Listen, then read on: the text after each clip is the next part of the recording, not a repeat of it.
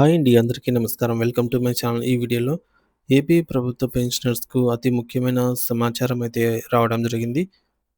So, పూర్తి వివరాలేంటో ఈ వీడియోలో తెలుసుకుందాము. వీడియో ఎక్కడే గాని స్కిప్ చేయకుండా ఎండ్ వరకు చూసేయండి. అప్పుడే ఇన్ఫర్మేషన్ పూర్తిగా అర్థమవుతుంది. అలాగే వీడియో చూస్తున్న ప్రతి ఒక్కరు లైక్ చేయండి ఫ్రెండ్స్. ఈ వీడియోని తోటి పెన్షనర్ మిత్రులతో అయితే షేర్ చేయండి.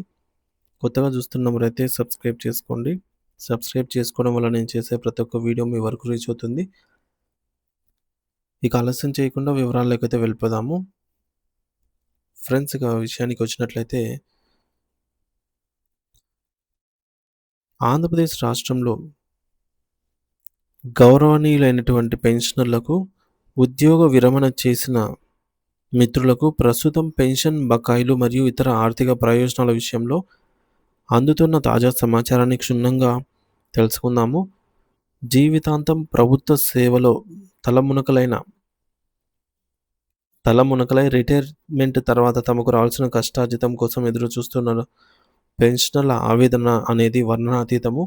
మొదటగా గ్రాట్యుటీ విషయం గురించి మాట్లాడితే గతంలో 2025 డిసెంబర్ నెల వరకు పదవీ విరమణ చేసిన వారికి దాదాపు అందరు పెన్షనర్లకి కూడా గ్రాట్యుటీ చెల్లింపులు పూర్తి అయ్యాయనైతే మనకు తెలుస్తోంది.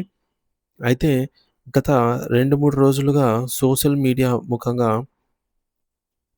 ముఖ్యంగా వాట్సాప్ గ్రూపుల్లో ఒక వార్త విపరీతంగా చక్కర్లు కొడుతోంది. అదేంటంటే 2026 ఏప్రిల్ వరకు కూడా రిటైర్ అయిన వారికి గ్రాట్యుటీ పడ్డాయి, బకాయిలు పడ్డాయని జెప్పేసి మెసేజ్‌లు వస్తున్నాయని జెప్పి సర్క్యులేట్ అవుతుంది. కానీ ఇక్కడ ఒక విషయం గమనించాలి. వ్యక్తిగతంగా మనకు తెలిసిన వారిలో గాని, లేదంటే ఖచ్చితమైన సమాచారం ఉన్న వారిలో గాని, జనవరి 2026 తర్వాత గ్రాట్యుటీ పొందిన వారు ఇంతవరకు తారసపడలేదు. కాబట్టి ఈ వార్తలో ఎంతవరకు నిజం ఉందో తెలియాల్సి ఉంది. ఒకవేళ మీరు ఎవరైనా 2026 జనవరి నుండి ఏప్రిల్ మధ్య గ్రాట్యుటీ పొంది ఉన్నట్లయితే దయచేసి మీ అభిప్రాయాన్ని మరియు మీకు అందిన సమాచారాన్ని కామెంట్ రూపంలో అయితే పంచుకోండి.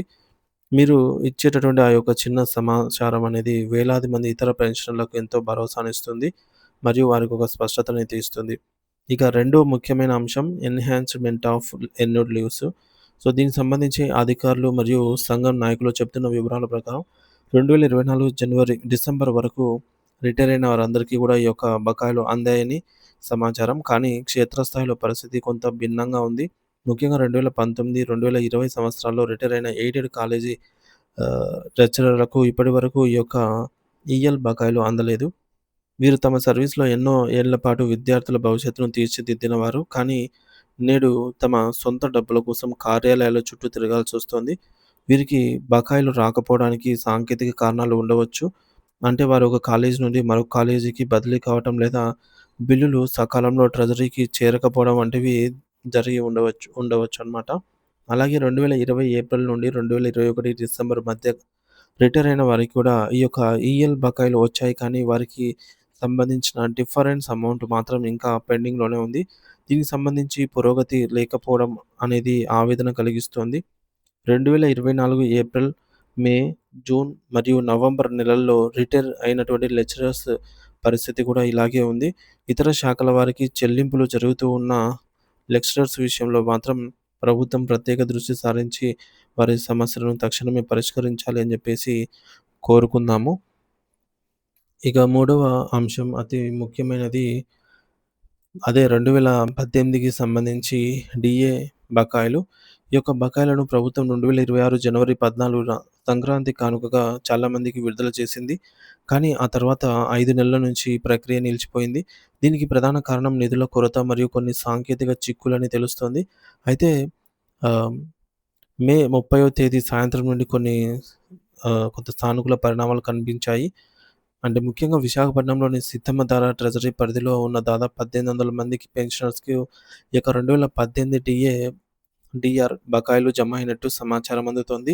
అలాగే యలమంచిలి, మాడుగుల వంటి ప్రాంతాల్లో ట్రెజరీ వాళ్ళకి కూడా బిల్లులు క్లియర్ అవుతున్నాయి. కానీ అనంతపురం వంటి కొన్ని జిల్లాల్లో ఇంకా ఒక్క రూపాయి కూడా రాలేదని పెన్షనర్స్ వాపోతూ ఉన్నారు.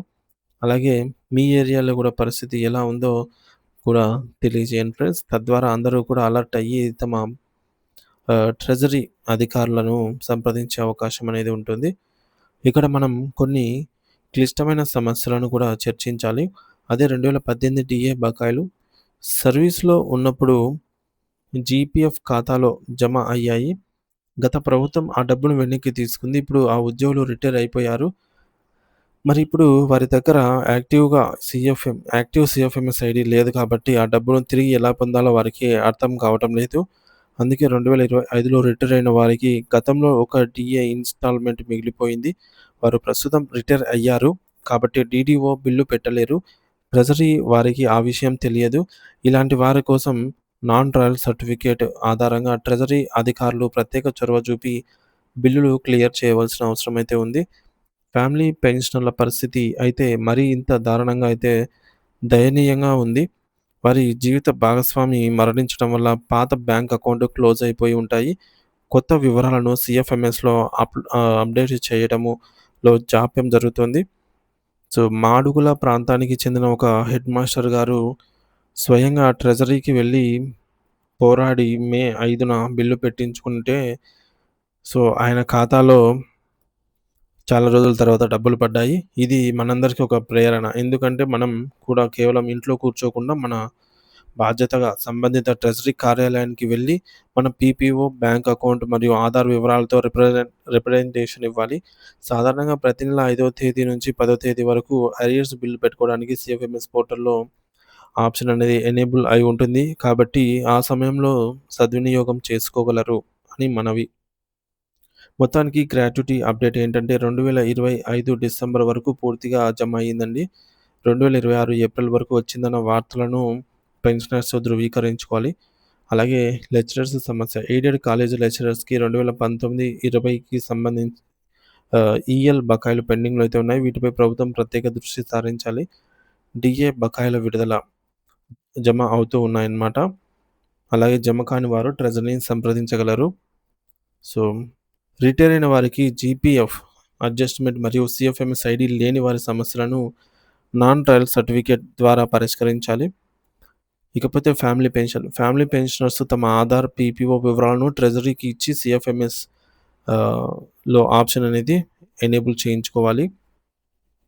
మనకి ప్రతి నెల 5 నుంచి 6 తేదీ నుంచి అండి 6-10 వరకు కూడా అరియర్స్ బిల్ పెట్టుకోవడానికి సీఎఫ్ఎంఎస్ పోర్టల్‌లో ఆప్షన్ అనేది అందుబాటులో ఉంటుంది. గమనించగలరు. ఆ సమయాన్ని సద్వినియోగం చేసుకోగలరు.